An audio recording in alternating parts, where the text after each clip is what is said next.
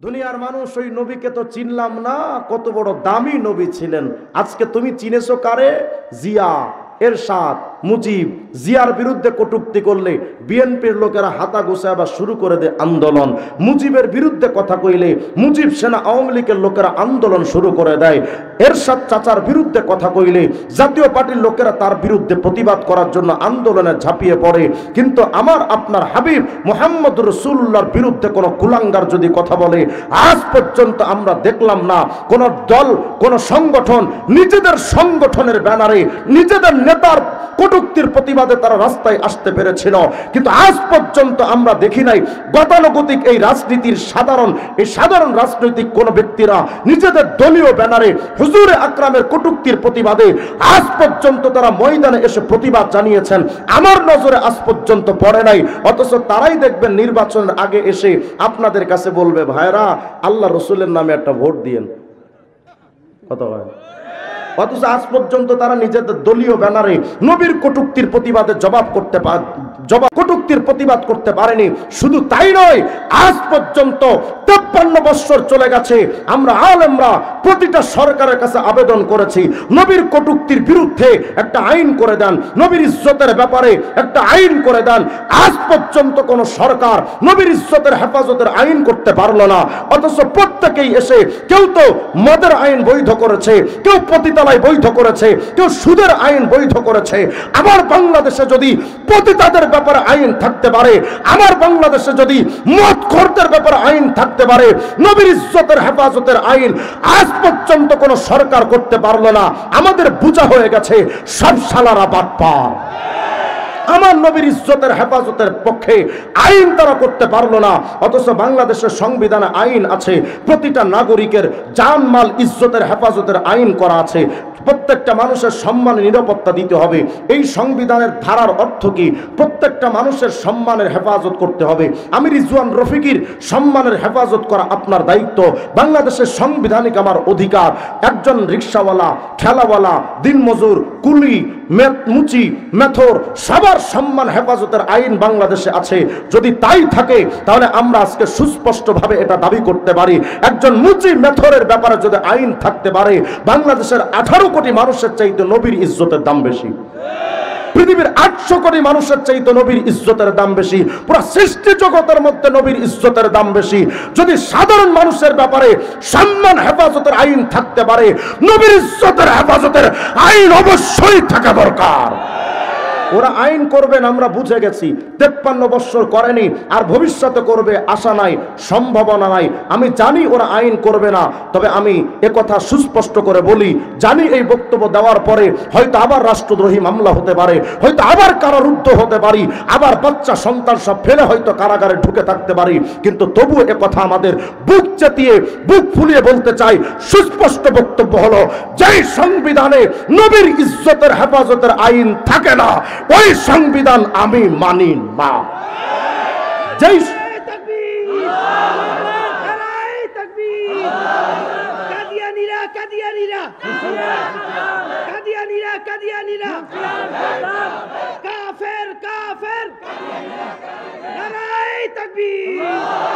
আমার নবীর ইজ্জতের ব্যাপারে তারা আইন করবে না, তো আমি আপনাদের কাছে কথা সুস্পষ্টভাবে বলে যাচ্ছি, আইন ওরা তো করে নাই আমাদের নবীর ব্যাপারে, অথচ তারা নিজেদের নেতার পক্ষে আইন বানিয়েছে। সবাই যদি নিজেদের নেতার আইন বানাতে পারে, আজকে থেকে আমিও সিদ্ধান্ত দিয়ে দিলাম, ওদের লাগবে না আইন করা, ওদের সংবিধানের আইন চাই না আমরা। লাথি মারেন ওদের আইনের কপালে, আমাদের নবীর ইজ্জতের হেফাজতের আইন আমরা নিজেরা বানায় নিব। প্রস্তুত থাকবেন ইনশাআল্লাহ? নবীর ইজ্জতের ব্যাপারে জিরো টলারেন্স। আমরা কারোর সাথে কোনো আপোষ হতে পারে না। তবে এরা যে আইন করে নাই, 1400 বছর আগে আল্লাহ আইন বলেই গেছেন। আল্লাহ বলেন, নবী কিসের টেনশন করেন?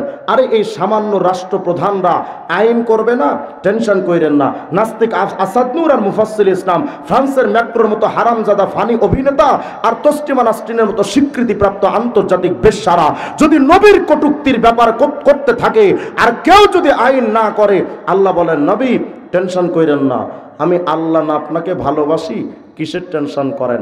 ইন্না কাফাইনাকাল মুস্তাহজিইন। পুরা সৃষ্টি জগৎ যদি আপনার বিরুদ্ধে চলে যায়, নবী আমি আল্লাহ নিজে আপনার জন্য যথেষ্ট। আসতে বললেন সুবহানাল্লাহ। শুধু তাই নয়, আল্লাহ বলেন অনবী অরফানা লাকা যিকরাক, নবী আপনার শান, আপনার মান, আপনার ইজ্জত, আপনার দাম আমি আল্লাহ অনেক অনেক অনেক উপরে উঠাবো। যেই নেতা যত দামি, ওই নেতার একান্ত সচিব বা সফর সঙ্গী তত গুরুত্বপূর্ণ, ঠিক না? যেমন চেয়ারম্যানের পিএস এর গুরুত্ব একরকম, এমপি সাহেবের পিএস এর গুরুত্ব আরেক রকম, বর্তমান প্রধান উপদেষ্টা ডক্টর ইউনূসের পিএস এর গুরুত্ব আরেক রকম। বোঝাতে চাচ্ছি, পিএস এর দাম বাড়ে, গুরুত্ব বাড়ে নেতার উপরে ডিপেন্ড করে। নেতা যদি দামি হয় তো পিএসও দামি হয়। যদি এই হয় পৃথিবীর বাস্তবতা, তাহলে আমরা বুক ফুলিয়ে বলতে পারি যে আমরাই পৃথিবীর সবচাইতে দামি, কারণ আমাদের নবী সমস্ত সৃষ্টির মধ্যে সবচাইতে দামি। তাহলে আপনি আমি এই যে সম্মান পেলাম শুধুমাত্র হুজুর আকরামের কারণে। তো যেই নেতা যত দামি তার কর্মীরা তত দামি। তো আমাদের নবীও যেহেতু সবচেয়ে দামি, তো আমরাও সবচেয়ে দামি। কিন্তু যেই নবীর জন্য আপনি আমি এতটা দাম পেলাম, ওই নবীকে তো আপনি আমি দাম দিলাম না। সেই নবীর মতো টুপি মাথায় নাই, অথচ মুসলমান। উম্মতে মুহাম্মদী দাবি করে বসেছে, হুজুর আকরামের মতো দাড়ি নাই, টুপি নাই, পাঞ্জাবি নাই, ব্যক্তিগত জীবনে সুন্নাহ নাই, পারিবারিক জীবনে সুন্নাহ নাই, চুল কাটি মেসিয়া নেইমারের মতো, হুজুর আকরামের মতো চুল কাটতে পারলাম না, পোশাক পরি নায়ক নায়িকা বলিউড ডালিউডের নায়ক নায়িকাদের মতো হুজুর আকরামের পোশাক পরলাম না। আমি আওয়ামী লীগ করি তো তার মতো কোট লাগাচ্ছি ঠিক, কিন্তু হুজুর আকরামের উম্মত হয়ে নবীজির মতো পোশাক পরতে শিখলাম না।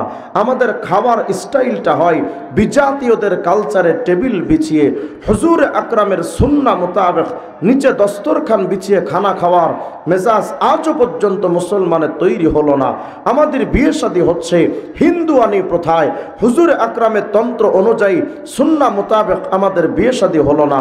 তাহলে আমাদের ব্যক্তি জীবনে নবীর আদর্শ নাই, পারিবারিক জীবনে নবীর আদর্শ নাই, সামাজিক জীবনে নবীর আদর্শ নাই, রাষ্ট্রীয় জীবনে আদালতগুলো চলে মানব রচিত তন্ত্র মন্ত্র অনুযায়ী। হুজুর আকরামের তন্ত্র দিয়ে আমার আদালতের ব্যবস্থাপনা চলে না। আমার বাংলাদেশের সংবিধান প্রণয়ন হচ্ছে গণতন্ত্র, সমাজতন্ত্র, জাতীয়তাবাদ, ধর্মনিরপেক্ষ কুফরি মতবাদ দিয়ে। আমার বাংলাদেশের সংবিধানটা প্রণয়ন হলো হুজুর আকরামের ইসলামতন্ত্র দিয়ে। আমার বাংলাদেশের সংবিধান প্রণয়ন হলো না। তাহলে আমাদের ব্যক্তি জীবনে ইসলাম নাই, পারিবারিক জীবনে ইসলাম নাই, সামাজিক জীবনে ইসলাম নাই, রাষ্ট্রীয় জীবনে ইসলাম নাই, কোনো ক্ষেত্রেই আমরা ইসলামকে মানলাম না। অথচ আমরা যখন কবরে যাচ্ছি আমাদেরকে বলা হয় বিসমিল্লাহি ওয়া আলা মিল্লাতি রাসূলিল্লাহ, একে ইসলাম ধর্মের উপরে একে কবরে রেখে যাচ্ছি। অথচ এই জালেম দুনিয়াতে নবীর টুপি মাথায় দেয় নাই, গায়ে পাঞ্জাবি লাগায় নাই, ব্যক্তি জীবনে ইসলাম ছিল না, পারিবারিক জীবনে ইসলাম ছিল না, রাষ্ট্রীয় জীবনে ইসলাম ছিল না। একে কবরে রেখে আসতেছি এই বলে যে একে ইসলাম ধর্মের ওপরে কবরে রেখে যাচ্ছি। আল্লাহর সাথে এর চাইতে বড় ধোঁকাবাজি আর প্রতারণা আর কিচ্ছু হতে পারে না। আপনি আমি তো নবীজির ইসলাম মানি নাই, অথচ আল্লাহ পাক বলেছেন শোনো উম্মতে মুহাম্মাদি ওয়ালা তামুতুন্না ইল্লা ওয়া আনতুম মুসলিমুন, পরিপূর্ণ মুসলমান না হয়ে কবরে তোমরা এসো না, পরিপূর্ণ মুসলমান না হয়ে কবরে এসো না। উদখুলু ফিস সিলমি কাফা, ইসলামের মধ্যে ঢুকো তো পরিপূর্ণভাবে ঢুকো। আমরা তো ব্যক্তিগতভাবে ইসলামে ঢুকেছি, অনেকে তো ঢুকেই নাই। যদিও কেউ বা আমরা ইসলামে ঢুকেছি, কিন্তু শুধু টুপির ইসলামে ঢুকেছি, দাড়ির ইসলামে ঢুকেছি, পাঞ্জাবের ইসলামে ঢুকেছি, নামাজ রোজা হজ যাকাতের ইসলামে হয়তো কিছু মানুষ ঢুকেছি আমরা। কিন্তু চোর চুরি করলে রাষ্ট্রীয়ভাবে তার হাত কাটতে হবে, ওটাও তো একটা ইসলাম। আজ পর্যন্ত রাষ্ট্রীয় ইসলাম এই বাঙালি 17 কোটি মুসলমান আজ পর্যন্ত মানতে পারলো না। ডাকাতি করলে ইসলাম অনুযায়ী তার শাস্তির ফয়সালা আছে, ওই ইসলাম তো আজও পর্যন্ত আপনি আমি মানতে পারলাম না। জেনাকার জেনা করলে রাষ্ট্রীয়ভাবে ইসলাম অনুযায়ী তার শাস্তির ফয়সালা আছে, ওই ইসলাম তো আজও পর্যন্ত আপনি আমি মানতে পারলাম না। তাহলে আমরা ব্যক্তি জীবনে ইসলাম মেনেছি, পারিবারিক জীবনে হয়তো ইসলাম মেনেছি, ব্যক্তিগত জীবন, পারিবারিক জীবন, সামাজিক জীবন, রাষ্ট্রীয় জীবন, টোটাল ক্ষেত্রে ইসলামের পরিপূর্ণ কনসেপ্টটা যেই ব্যক্তি মানতে পারবে সেই তো প্রকৃত মুসলমান। আজ পর্যন্ত আপনি আমি সেই মুসলমান তো হতে পারি নাই। আমরা স্বপ্ন দেখছি যে বাংলাদেশে একটা সুখময় সমাজ প্রতিষ্ঠিত হবে, একটা শান্তিময় সমাজ গঠন হবে, এই বাংলাদেশে শান্তি ফিরে আসবে, আমরা এই স্বপ্ন দেখছি। অথচ আমরা আমাদের রাষ্ট্রীয় ব্যবস্থাপনায় ইসলাম অনুযায়ী রাষ্ট্র চালানোর ফিকির করলাম না। আল্লাহ পাক বলেন, ওয়ামান আরাদা আন যিকরি ফাইন্না লাহু মাঈশাতান দনকা। যদি ইসলাম থেকে তোমরা ব্যক্তি জীবনে যদি ইসলাম অমান্য করো, তোমার ব্যক্তি জীবন অশান্ত হবে। পারিবারিক জীবনে যদি ইসলাম না মানো, পারিবারিক জীবন অশান্ত হবে। সামাজিক জীবনে যদি ইসলাম না মানো, সামাজিক জীবনে অশান্তি তৈরি হবে। রাষ্ট্রীয় জীবনে যদি ইসলামের আইন প্রতিষ্ঠিত না করো, তোমার রাষ্ট্র ব্যবস্থা টালমাটাল হয়ে যাবে, রাষ্ট্র ব্যবস্থায় শান্তি আসবে না। যার বাস্তব প্রমাণ আমরা দেখেছি। বাংলাদেশের 53 বৎসর স্বাধীনতার ইতিহাস চলে গেল, এই 53 বৎসর অর্ধ শতাব্দী চলে গেছে, একটার পর একটা সরকারের আবির্ভাব হয়েছে। প্রত্যেকটা সরকারের নেতারা ক্ষমতায় আসার আগে আমাদেরকে বলেছিলেন একটা শান্তিময় সমাজ উপহার দিব, একটা সুন্দর সমাজ উপহার হবে, যেই সমাজে কোনো হানাহানি থাকবে না, চাঁদাবাজি থাকবে না, খুনাখুনি থাকবে না। একটার পর একটা সরকার তো এসেছিলেন শান্তির বার্তা নিয়ে, তারা আজ পর্যন্ত আমার দেশে শান্তি এনে দিতে পারেনি। বর্তমানে অন্তর্বর্তীকালীন সরকার তারাও একই কথা বলছেন যে আমরা এই বাংলাদেশে সংস্কার করব, সর্বক্ষেত্রটা সংস্কার হবে, এরপরে বাংলাদেশে শান্তি ফিরে আসবে। এটাও ধোঁকাবাজি, এটাও আইওয়াস, এটাও প্রতারণায় জাতির সাথে। এদের মাধ্যমে এই সমাজ সংস্কার কোশ্চিনকালেও হবে না। সুস্পষ্টভাবে মনে রাখবেন, আল্লাহ পাক বলেছেন ইসলাম যদি অমান্য করো কোনো ক্ষেত্রে শান্তি আসবে না। সুতরাং এ কথা আমরা সুস্পষ্ট করে বলি, 53 বৎসর বয়সে যেই বাংলাদেশে শান্তি আসেনি মানবরচিত তন্ত্র দিয়ে, ওই সমাজ কোনদিন মানবতন্ত্র দিয়ে ওই সমাজ ব্যবস্থা শান্তিময় হবে না। শান্তিময় সমাজ পেতে হলে একমাত্র ইসলামতন্ত্র দরকার। ইসলামতন্ত্র ছাড়া শান্তি আসবে না। চাচা, এতে আমার জীবন শেষ হয়ে যাবে। তো ভোল্টেজ হচ্ছে না, আপনি যান ওখানে, ওরা একটু বলেন একটু বাড়াইতে। এতে আপনার মোবাইলে কাম হয় না তো, আপনি যান ওখানে। তাহলে শান্তিময় একটা সমাজ গঠনের জন্য দরকার মুহাম্মদ রাসূলুল্লাহর আদর্শ। আমরা যখন সাবেক স্বৈরাচার সরকারের আমলে আমরা যারা কারাগারে গেছি, আমি তো মোটামুটি 2 বার গ্রেফতার হয়েছে, 6টা মামলা নিয়ে ঘুরি। কারাগারে যখন যেতাম, কারাগারের ওপরে লেখা থাকতো রাখিব নিরাপদ, দেখাবো আলোর পথ। কি ঘোড়ার ডিমের আলোর পথ দেখায় আসামিদেরকে? ঠাড়া বড়া মিথ্যা কথা। আচ্ছা বলেন তো, আজ পর্যন্ত কোনোদিন দেখেছেন যে কোনো একজন আসামি কারাগারে যাওয়ার পর কারাগার থেকে ফিরে এসে সে একটা আলোকিত জীবন পেয়েছে, অন্যায় ছেড়ে দিয়েছে, এমন কোনো প্রমাণ কি দেখানো যাবে? তাহলে বোঝা গেল এদের মাধ্যমে এই মানব সমাজ আলোকিত পথ দেখেনি, দেখছে না। এক কথায় এই সিস্টেম মানব রচিত গণতন্ত্র, সমাজতন্ত্র, প্রজাতন্ত্র, রাজতন্ত্র, সাম্যবাদ, পুঁজিবাদ, জাতীয়তাবাদ, বস্তুবাদ, ধর্মনিরপেক্ষ মতবাদ দিয়ে মানব রচিত কুফরিতন্ত্র দিয়ে এই সমাজ ব্যবস্থায় আলো ছড়াবে না। আলো ছড়ানোর জন্য 1400 বছর আগের আরবের ইসলাম যেমন আরবের জাহিলিয়াতের আধার কেটে সোনালী একটা সমাজ উপহার দিয়েছিল, ওই ইসলাম আজও আফগানিস্তানের তালেবানদের মাধ্যমে, মোল্লা টুপিওয়ালাদের মাধ্যমে প্রতিষ্ঠা হয়ে আফগানিস্তানে মাত্র 3 বছরের ব্যবধানে আফগানিস্তানে এখন চুরি নাই, ডাকাতি নাই, দুর্নীতি নাই, চাঁদাবাজি নাই, হানাহানি নাই। কোন একজন তাগড়া যুবতী যদি গভীর রাত্রে রাত্রবেলা একলা হেঁটে যায়, কোন বখাটে যুবক তার দিকে লোলুপ দৃষ্টিতে তাকায় না। কোন একজন মানুষ যদি হাতে লক্ষ লক্ষ টাকা নিয়ে হেঁটে চলে যায়, কোন ডাকাত তার দিকে রক্ত চক্ষু দিয়া তাকায় না। সুতরাং এ কথা বুক ফুলিয়ে বলা যায়, ইসলামতন্ত্র ছাড়া শান্তি আনা সম্ভব না। কিন্তু আপনি আমি তো ব্যক্তি জীবনে নবী মানি নাই, পারিবারিক জীবনে নবী মানি নাই। চুল কাটার ক্ষেত্রে মডেল মেনেছি মেসি আর নেইমারকে, পোশাকের ক্ষেত্রে মডেল মেনেছি নায়ক নায়িকাদেরকে, রাজনীতির ক্ষেত্রে মডেল মেনেছি রাজনীতির ক্ষেত্রে মডেল হিসেবে মানলাম লেনিন, কালমাস, মাও সেতুং, আব্রাহাম লিঙ্কন, জিয়া, এরশাদ, মুজিব তাদেরকে রাজনৈতিক মডেল মেনেছি, মুহাম্মদুর রাসূলুল্লাহকে মডেল মানতে পারলেন না। শোনো উম্মতে মুহাম্মদী, কুল কায়নাত যদি নবীকে না মানে নবীর কিচ্ছু আসে যাবে না। পুরা সৃষ্টি জগৎ যদি হুজুর আকরামকে না মানে নবীজির কিচ্ছু আসে যাবে না। আপনার আমার মতো ক্ষুদ্র মানুষ যদি নবীকে না মানে কি যায় আসবে আপনার আমার নবীর? কারণ যেই নবীকে মানতেন ফিরিস্তারা, যেই নবীকে মানবেন সমস্ত নবী এবং রসুলরা, সেই নবীকে যদি আপনি আমি না মানি নবীজির তো কিচ্ছু হবে না। মাঝখানে আপনি আমি ধোকায় পড়ে যাব, মাঝখানে আপনি আমি ক্ষতিগ্রস্ত হয়ে যাব। জানেন আপনি নবী কত বড়? তুমি তো আজকে লেলিন, কালমাস, মাও সেতুংদেরকে চিনেছ, হুজুরে আকরামকে তো তুমি চিনলা না যে তোমার নবী কত বড় দামি নবী ছিলেন, তোমার নবী কত বড় মানি সম্মানী নবী ছিলেন। নবীকে তো চিনো না, তো চলো আজকে তোমাকে নবীকে চিনাই যে নবী কত বড় নেতা ছিলেন, নবীজি কত বড় নেতা ভবিষ্যতেও হবেন। আর সিরাজুল মুনির কিতাব খণ্ড 3 পৃষ্ঠা 15 মধ্যে আসছে, হুজুরে আকরাম যখন মেরাজে যাবেন, যাওয়ার পথে বা আসার পথে মসজিদে আকসায় যখন হাজির হলেন, সাল্লা হুয়া ওয়া জিবরাইল কুল্লু ওয়াহিদ রাকাতাইন, 2 রাকাত নামাজ আদায় করলেন মসজিদে আকসায়। হুজুরও পড়লেন, জিবরিল আমিনও পড়লেন। নবীজি যখন মসজিদে আকসায় হাজির, আজকের এই মসজিদে আকসা তো বড় দামি জায়গা, এখানে যেই নবী এসেছেন সেই নবী তো পুরো সৃষ্টি জগতের সবচেয়ে দামি নবী। আরে তোমার লেলিন, কালমাস, মাও Zedong, Abraham Lincoln, Zia, Ershad আর মুজিব কোথায় মিয়া? তোমার জিয়া, মুজিব, এরশাদের মতো কোটি কোটি নেতাদেরকে যদি এক পাল্লায় রাখা হয় আমার নবীজির পায়ের ধুলার সমান হবে না। তুমি চিনলা না তো তোমার নবীজি কত বড় দামি নবী। হুজুরে আকরাম যখন মসজিদে আকসায় এসেছেন, তিনি তো পুরা সৃষ্টি জগতের সবচেয়ে দামি নেতা, তাকেও তো উষ্ণ সংবর্ধনা দেওয়া দরকার, তাকেও তো স্বাগতম জানানো দরকার। স্বাগতম দিবে কারা? জিবরাইল আমিন তাকায়া দেখলেন মসজিদে আকসায় কেউ নাই। ফাআযানা জিবরাইল আল মালায়েকা, জিবরিল আমিন এবার মসজিদে আকসা থেকে ডাক দিলেন ফিরিস্তাদেরকে।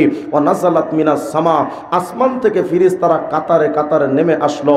ওয়া হাশারা লাহু জামিআল মুরসালিন ওয়াল আম্বিয়া, সমস্ত নবীগণ হাজির হয়ে গেলেন, রাসূলগণ হাজির হয়ে গেলেন। পুরা মসজিদে আকসা লোকে লোকারণ্য হয়ে গেছে। ভাবেন তো কি দামি মজমা, মসজিদে আকসায় আজকে এসেছেন কারা? নবী, রাসূল, ফিরিস্তারা। কি দামি মজমা তৈরি হয়েছে মসজিদে আকসায়। হুজুর আকরাম তাকালেন, ফাআরাফান নবী আন-নবিয়্যিন, আপনার আমার নবী তাকিয়ে চিনতে পারলেন।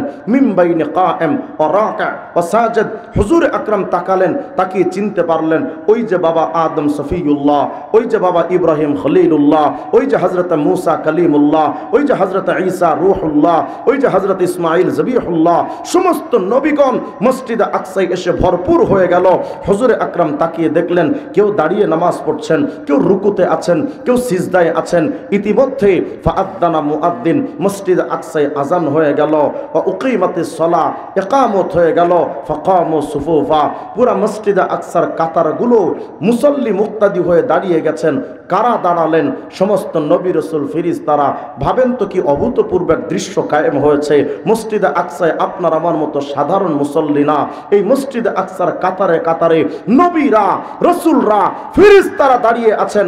সবাই দাঁড়িয়ে গেলেন মসজিদে আকসা। আজান একামত শেষ, জামাতের সাথে নামাজ আদায় হবে। কিন্তু হায় হায়, সামনে তো ইমামতের মুসল্লা খালি। সবাই অপেক্ষমান ছিলেন আজকের এই দামি জামাতে ইমামতি করতে পারে এমন মহান ইমাম সাহেব কে? ইমামতি করার জন্য তো ইমামতের মুসল্লা খালি। হযরত আদমের দিকে তাকায় না, আদম তো সাহসী করেন না ইমামতের মুসল্লায় যেতে। হযরত খলিলুল্লাহ ইব্রাহিম তিনিও হিম্মত করেন না ইমামতের মুসল্লায় যেতে। সবাই দাঁড়িয়ে আছেন বাকরুদ্ধ, সবাই পিনপতন, নীরবতা, নিস্তব্ধতার আধার, কেউ কোনো কথা বলে না। ইমামতের মুসল্লায় কেউ যায় না। হযরত জিবরিল আমিন আসছেন। ফাআখাযা বিয়াদিহি সাল্লাল্লাহু আলাইহি ওয়াসাল্লাম ফাকাদ্দামা, আপনার আমার নবীর হাতটা ধরে জিবরিল আমিন বললেন, মুহাম্মদ, আজকের এই দামি জামাতে ইমামতি করতে পারে এমন মহান ইমাম আর কে আছে? মুহাম্মদ, তুমি সামনে এগিয়ে যাও, নবী, রাসূল, ফেরেশতাদের ইমাম হয়ে যাও।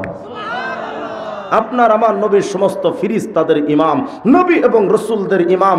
আরে এটা শুধু দুনিয়ার ভবের সংসারে নয়। হুজুর আকরাম বলেন, সহিহ বুখারী 2496 নম্বর হাদিস তালাশ করে দেখবেন, রাসূল আরবি আলাইহিস সালাম বলেন, জানো ফাকুনু আউওয়ালা মান তানশাক্কু আনহুল আরদ, এই জমিন ফেড়ে সর্বপ্রথম যিনি কিয়ামতের ময়দানে উঠবেন তিনি আর কেউ না, তিনি আপনার আমার নবী মুহাম্মদুর রাসূলুল্লাহ। জামে তিরমিজির হাদিস তালাশ করে দেখবেন, হুজুর আকরাম বলেন, আনা সাইয়্যিদু ওয়ালদি আদম ইয়াউমাল কিয়ামতি ওয়ালা ফখর, কিয়ামতের ময়দানে আমি মুহাম্মদ সমস্ত ডাক্তারদের নেতা, সমস্ত ইঞ্জিনিয়ারদের নেতা, সমস্ত বিজনেসম্যানদের নেতা, সমস্ত পলিটিশিয়ানদের নেতা, সমস্ত সায়েন্টিস্টদের নেতা। আরে আরবি বলো, আজমি বলো, দেশি বলো, বিদেশি বলো, মানব বলো, দানব বলো, ফিরিস্তা বলো, নবী রাসূল বলো, রাষ্ট্রপতি বলো, প্রধানমন্ত্রী বলো, হুজুর আকরাম বলেন, শোনো কিয়ামতের ময়দানে আরে কোথায় তোমার জিয়া এরশাদ আর Mujib, Einstein, Newton, Maxwell, Charles Darwin, Aristotle, Ibn Sina থাকবে কোথায়? Lenin, Karl Marx, Mao Tsetung. হুজুর আকরাম বলেন, শোনো কিয়ামতের ময়দানে কোনো নেতা থাকবে না, শুধুমাত্র একজনই নেতা থাকবেন, তিনি আপনার আমার নবী মুহাম্মদুর রাসূলুল্লাহ।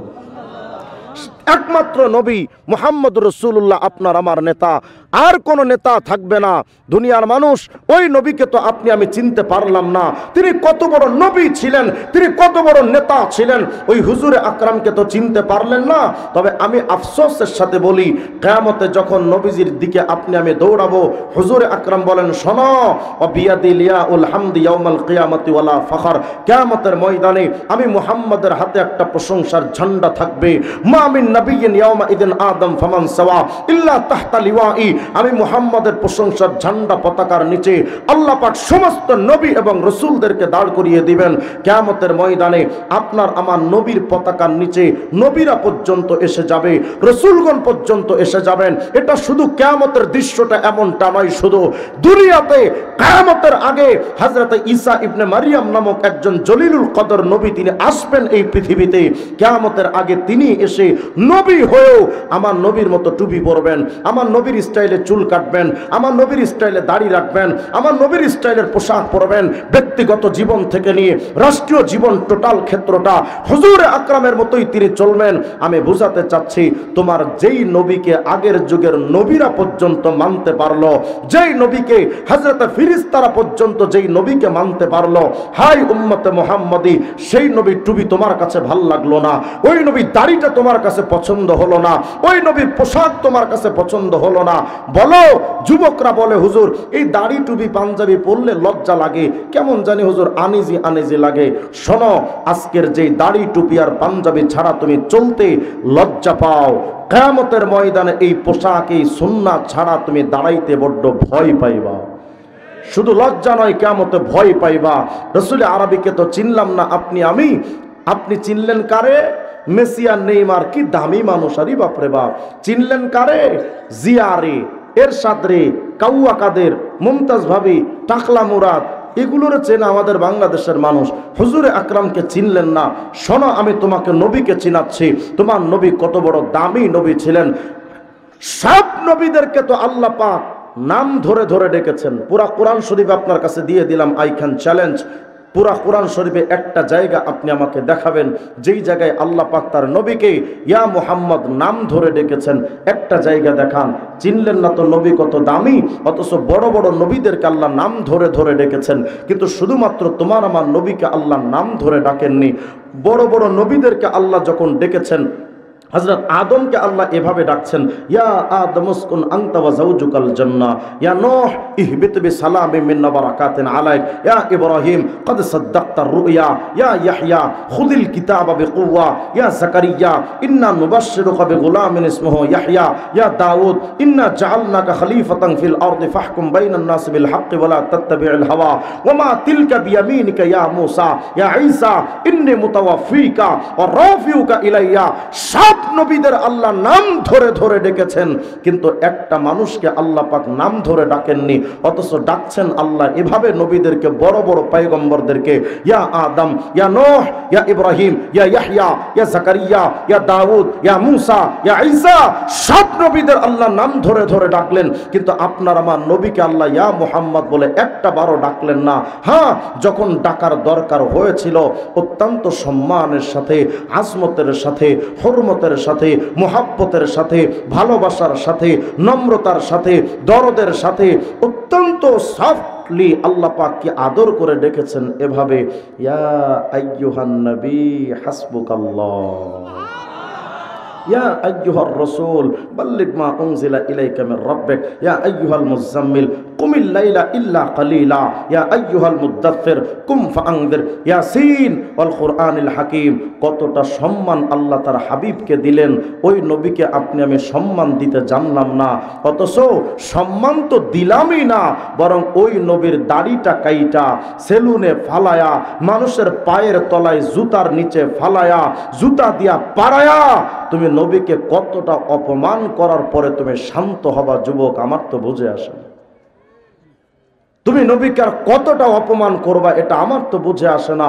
যেই নবীকে সম্মান আল্লাহ নিজে দেন, ওই নবীর রাজতন্ত্র, ওই নবীর ইসলামতন্ত্র আপনার কাছে পছন্দ হলো না। আপনার কাছে পছন্দ হলো লেনিন, কালমার্স, মাও সেতুং, আব্রাহাম লিঙ্কনদের গণতন্ত্র।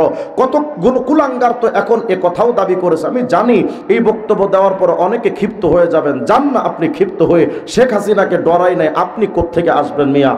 আল্লাহর কসম, এই পৃথিবীর কাউকে ভয় করে আমরা কথা বলবো না।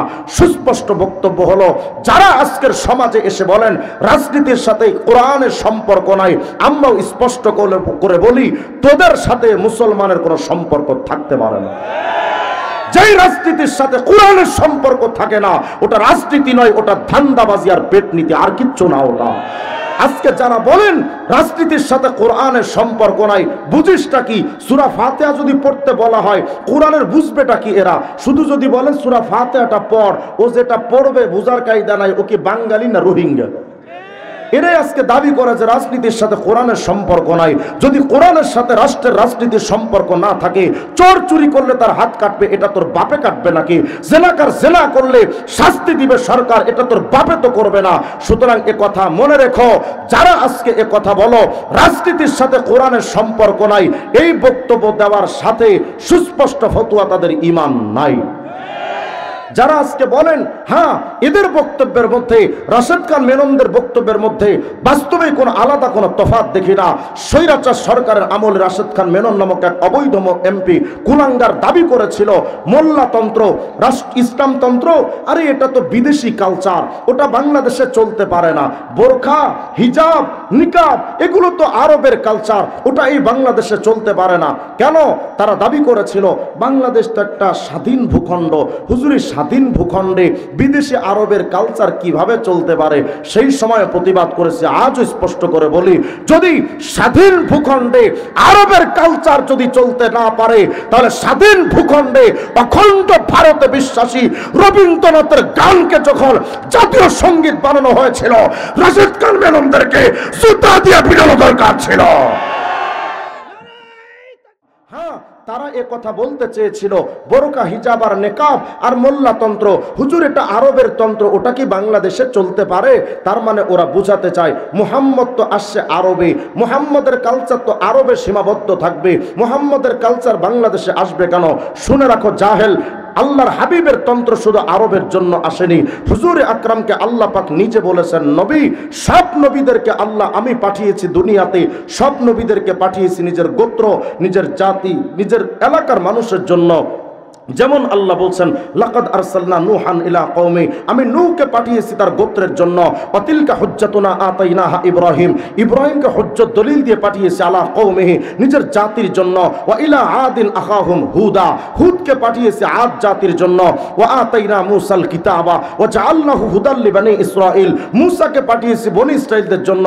শুধু তাই নয়, আল্লাহ বলেছেন ও নবী ওয়া মা আরসালনা মির রাসূলিন ইল্লা বিলিসানি কওমি, সব নবীদের পাঠিয়েছি নিজের গোত্র আর জাতির জন্য। শুধু আমাদের নবীর বেলায় আল্লাহ বলেন, নবী গো, সব নবীদের পাঠিয়েছি নিজের গোত্র আর জাতির জন্য। ওমা আরসালনাকা ইল্লা কাফাতাল লিন্নাসি বাশীরা ওয়া নাযীরা।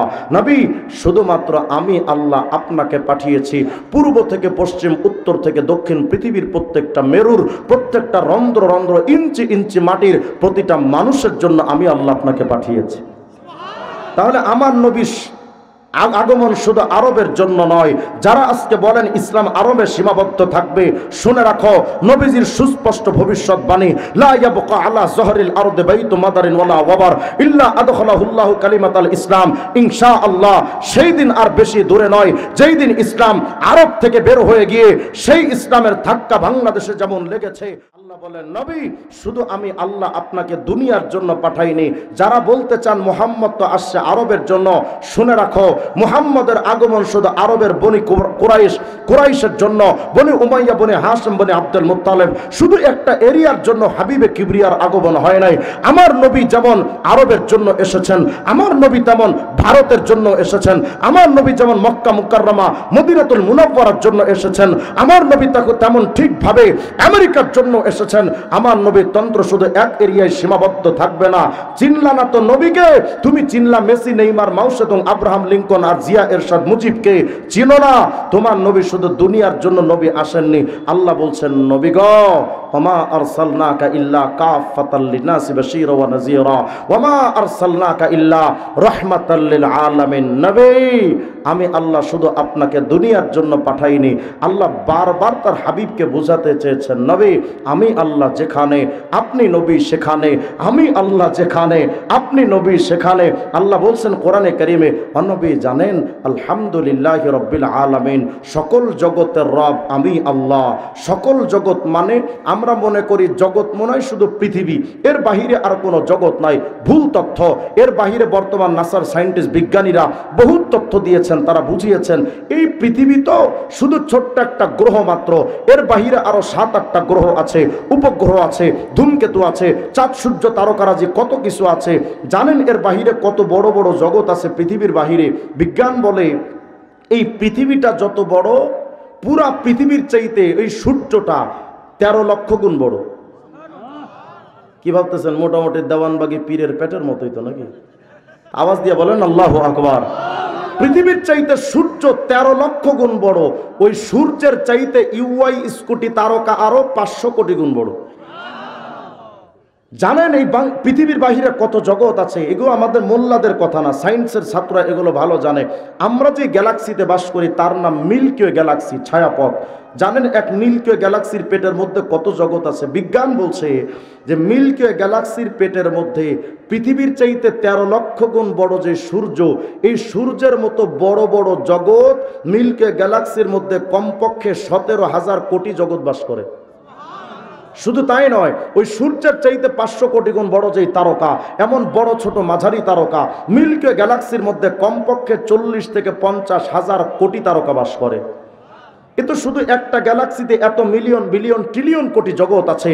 শুধু এক গ্যালাক্সি যদি এত কিছু থাকে, জানেন এমন গ্যালাক্সি কয়টা আছে? আবার বিজ্ঞান বলে দৃশ্যমান জগতে, মহাগ্যালাক্সির ভেতরে, নবমণ্ডলের ভেতরে এমন গ্যালাক্সি, বড় বড় গ্যালাক্সি একটা দুইটা নয়, কমপক্ষে 100 থেকে 200 লক্ষ কোটি গ্যালাক্সি আছে।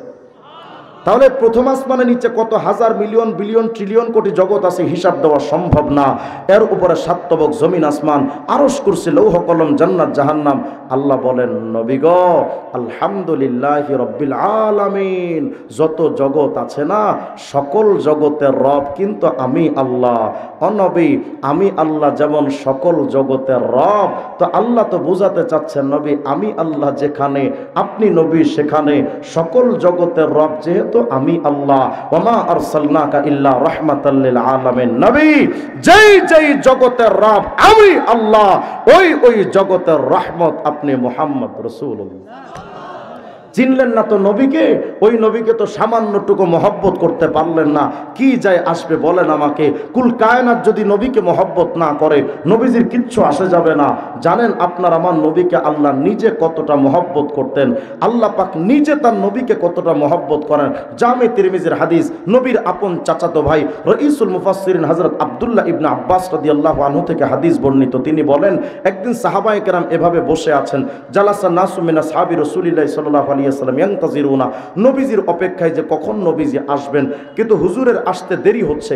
তো একজন সাহাবী দাঁড়িয়ে গেছেন, গিয়া বলেন, এই সাহাবীরা শোনো, কি সমস্যা?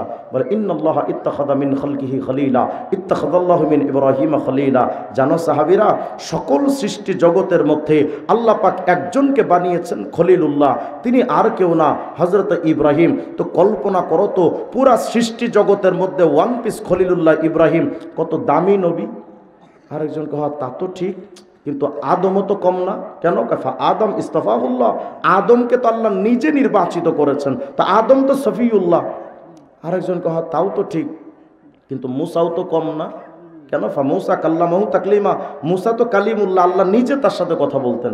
আরেকজন কহ, তাও তো ঠিক, কিন্তু ঈসাও তো কম যান না। ফা ঈসা কালিমাতুল্লাহ রূহ, ঈসা আলাইহিস সালাম তো রূহুল্লাহ উপাধি পেয়েছেন। তো একজন বলে আদম সফিউল্লাহ, একজন বলে ইব্রাহিম খলিলুল্লাহ, একজন বলে মুসা কালিমুল্লাহ, একজন বলে ঈসা রূহুল্লাহ। হঠাৎ করে ওখানে আমাদের নবীজি আসলেন, ফাসাল্লামা আলাইহিম, সাহাবীদের সালাম দিলেন, দিয়ে নবীজি বলছেন, সাহাবীরা শুনতে পাচ্ছিলাম তোমরা প্রশংসা করছো আদম সফিউল্লাহ, ইব্রাহিম খলিলুল্লাহ, মুসা কালিমুল্লাহ, ঈসা রূহুল্লাহ। হ্যাঁ হ্যাঁ সাহাবীরা, আদম তো সফিউল্লাহ, ইব্রাহিম তো খলিলুল্লাহ, মুসা তো নাজিউল্লাহ কালিমুল্লাহ, ঈসা তো রূহুল্লাহ, মাগার আমি মুহাম্মদ হাবিবুল্লাহ। মা মানা মানাল হাবিব, হাবিবুল্লাহ কাকে বলে? আরবি লুগাত অভিধান যদি খোলেন তো দেখবেন আল হাবিব বামান আল মাহবুব। আল্লাহ বুঝাতে চান, নবী গো, সফিউল্লাহ বলো, খলিলুল্লাহ বলো, কালিমুল্লাহ বলো, রূহুল্লাহ বলো, অনবী সবাই কিন্তু আমি আল্লাহকে খুশি করতে পাগল পাড়া।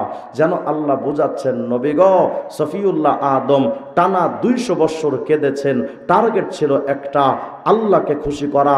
নিজের সন্তানকে জবাই করতে গেছেন খলিলুল্লাহ ইব্রাহিম, নিজে নমরুদের আগুনে ঝাঁপ দিয়েছেন খলিলুল্লাহ ইব্রাহিম, টার্গেট ছিল একটা, আল্লাহকে খুশি করা। নীল দরিয়ায় ঝাঁপ দিয়েছেন কালিমুল্লাহ মুসা, টার্গেট ছিল একটা, আমি আল্লাহকে খুশি করা। নিজের জীবনকে উৎসর্গ করতে প্রস্তুত ছিলেন রূহুল্লাহ ঈসা, টার্গেট ছিল একটা, আমি আল্লাহকে খুশি করা। আল্লাহ বোঝাতে চান, নবী গো, সফিউল্লাহ বলো, খলিলুল্লাহ বলো, কালিমুল্লাহ বলো, রূহুল্লাহ বলো, অনবী সবাই তো আমি আল্লাহকে খুশি করতে চাই। আর আমি আল্লাহ ঘোষণা দিচ্ছি, ওয়াল্লা সাউফা ইউতিকা রাব্বুকা ফাতারদা, নবী আমি আল্লাহ নিজে তোমাকে খুশি করতে চাই। যেই নবীকে আল্লাহ নিজে খুশি করতে চান, ওই নবীর দাড়িতে যখন তুমি খুর বেলেট লাগাও, কেমন জানি তুমি নবীর কলিজার মধ্যে ছুরি চালায় দাও, তুমি টের পাও না।